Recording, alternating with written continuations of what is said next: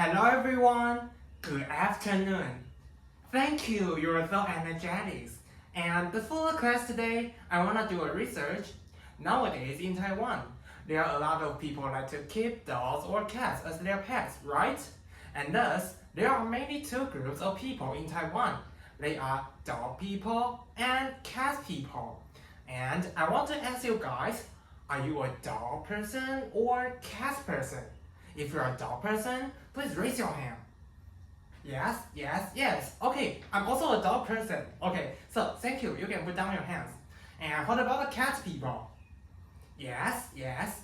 Okay, but we would like to say sorry to the cat people today because we're going to talk about dogs. Okay, so we all know that a great earthquake hits Turkey, right? And the Taiwan's government has sent a rescue team to Turkey. And the rescue team include rescue dog. We call them 搜救犬, right? And have you ever think that why can the dogs help the people to find the victims in the earthquake? You never thought about it, right? So, in this class, we're going to explore these questions, okay? So now, today, we're going to read the article of Unit 4. So now, please open your textbook to Unit 4. And the article of Unit 4 is an expository essay.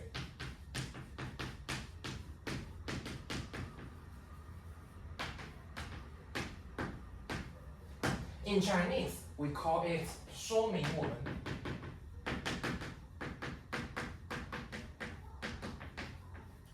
And in today's class, we're going to use a hamburger to learn how to read an expository essay.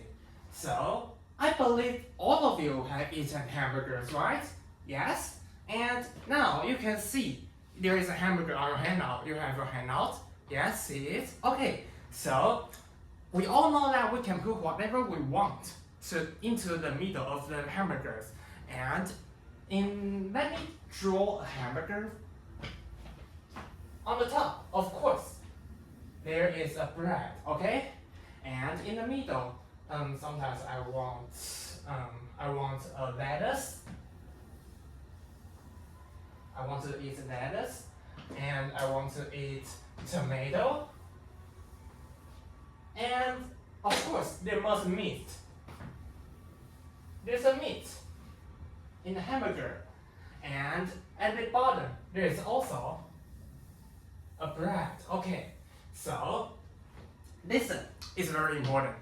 An expository essay is composed of 3 parts. They are respectively introduction, body, and conclusion. And this hamburger represents the structure of an expository essay. On the bread on the top. Okay, this represents introduction. Okay, so write it down on your handouts. Thank you. And what about the lettuce, the tomatoes, and the meat? They represent the body of the article. Okay? As for the bread at the bottom, it represents, yes, I heard the answer. Very good. Thank you. It represents the conclusion. Okay, so now in today's class, we're going to make a hamburger. Okay? So now we're going on to our reading part, and we will start from the first paragraph, introduction. Okay, so now, first of all, I would like you to read a question on this bread. Okay, you can see there is a question on this bread on your handout. See it, right? You have 10 seconds to read this question. Okay, ready, go. Okay, time's up. So now, I will play the CD of paragraph 1 twice. For the first time, I would like you to listen carefully, and read the text. And as for the second time, find the answer to the questions, and put the correct answer on your handout, on the blank. Okay, so, ready, go.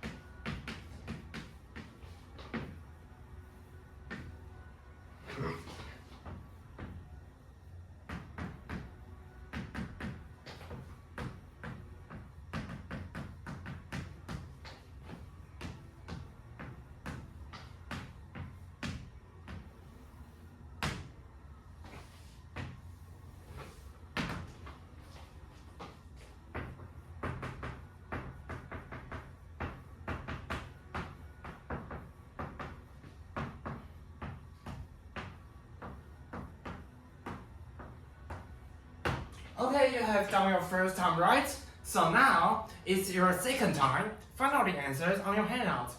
Ready? Go!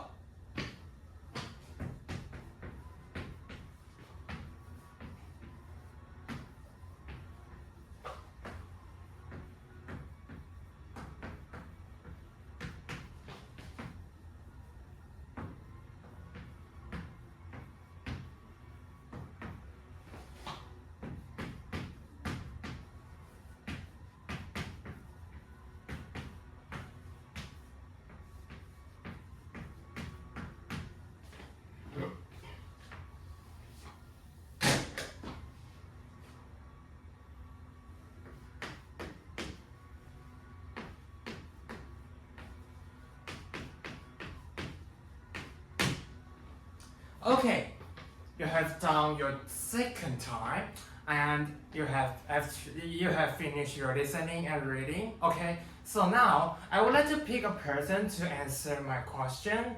So can we have Colin? Okay, Colin, can you please answer my question? What should we put in this blank? Yes, the correct answer is smell. Okay, so if we want to summarize the content of paragraph 1, we can say some dogs are trained to be sniffer dogs for the sensitive sense of smell. Okay, so because the sense of the smells of the dog are very keen, so they can help people to do a lot of things in our routine life, and such as rescuing people from the earthquake and even more. So in today's article, the author is going to introduce what the dogs can do for the people. Okay, in the rest of the article. Okay, so now we all know that this is the function of introduction. So now we're going on to our next part. Is our grammar. Okay, our grammar topic today is noun clause. Okay, so I would like to pick somebody to answer my question. Today is March 15th, right? So can we have number 15? Where's number 15? Okay, Sadie. Sadie, could you please answer my question? What kind of clothes is it? A. 形容词子句 B. 名词子句 C. 副词子句 Which one? Very good. The correct answer is noun clause. Okay, 名词子句 So now, 假如我们今天要把一个直述句改成名词子句 just put that in front of the sentence. And that's it. Very easy, right? So now, if we want to turn this sentence into a noun clause, what should we do? Yes. Put that in front of the sentence and repeat the sentence again.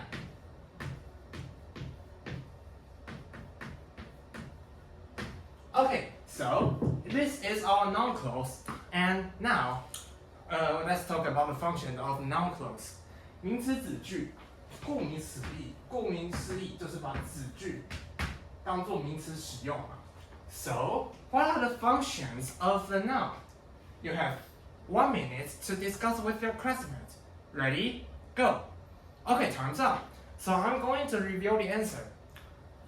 A noun can employ 4 characters in a sentence.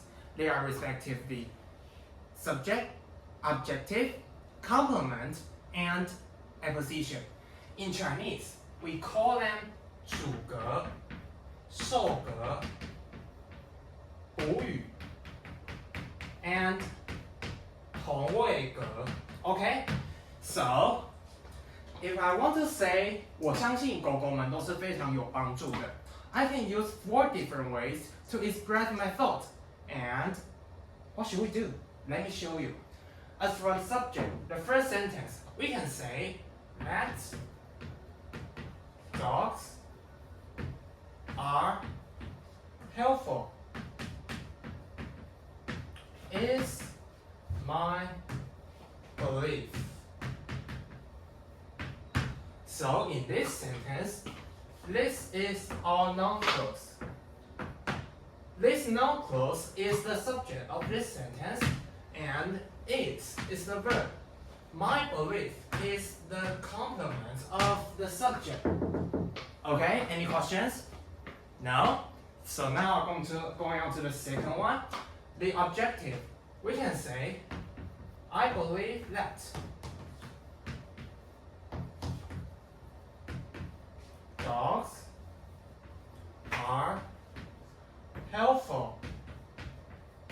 Okay, so now this is our noun clause. In this sentence, I believe, I is the subject.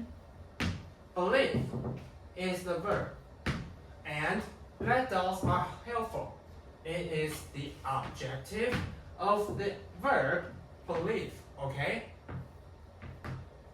So now, let's go on to the third one, complement. We can say, my belief is that dogs are helpful. Okay, so this is our noun clause. In this sentence, my belief is the subject. Yes, I heard the answer. Very good.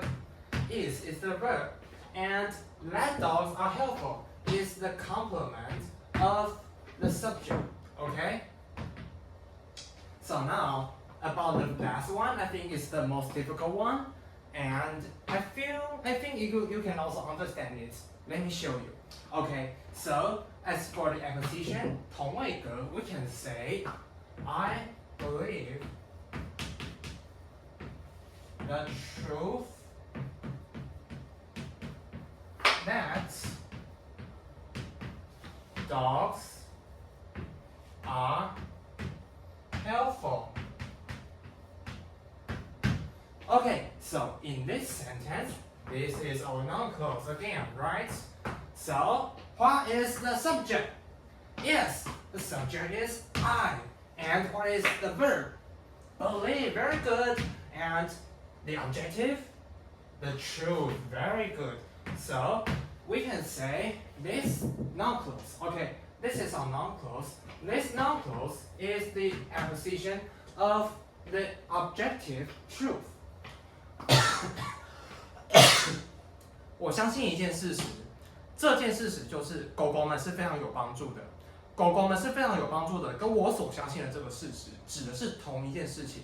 So we call them acquisition， 同位格。Okay, so now in the next class we will start from the letters, and that is the introduction of the body. Okay, sorry, the body of the paragraph or of the article. Okay, so now remember to review what we have learned today. Hey, someone raise your hand. Okay, Colin, can you hand?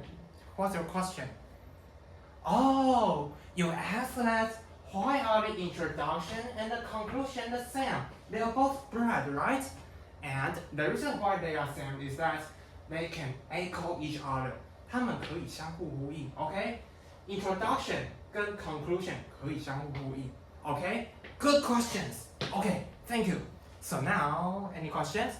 No? Okay, class dismissed.